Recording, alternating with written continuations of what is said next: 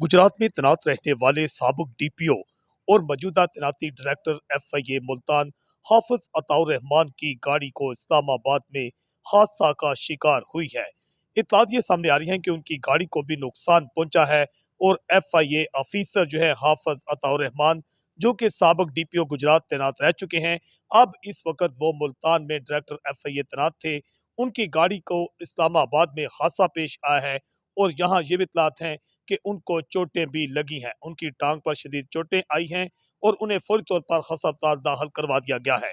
एक बड़ी खबर सामने आ रही है कि एक बड़े ऑफिसर एफआईए के डॉक्टर हाफिज अताउर रहमान, जो कि गुजरात में डीपीओ भी तैनात रह चुके हैं, इससे पहले एसएसपी इस्लामाबाद भी तैनात रहे और डीपीओ जंग भी रहे, और इस वक्त डायरेक्टर एफआईए मुल्तान तैनात थे मुल्तान जोन में। वो मुल्तान से इस्लामाबाद जा रहे थे कि इस्लामाबाद पहुंचते ही उनकी गाड़ी को हादसा का शिकार हुई और गाड़ी को शदीद नुकसान पहुंचा है और एफआईए ऑफिसर जो हैं डायरेक्टर, उनकी टांग पर शदीद चोट आई है, जिसके बाद उन्हें अस्पताल दाखिल करवा दिया गया है। जज्बा न्यूज से मैं हूं आकाश सिंह।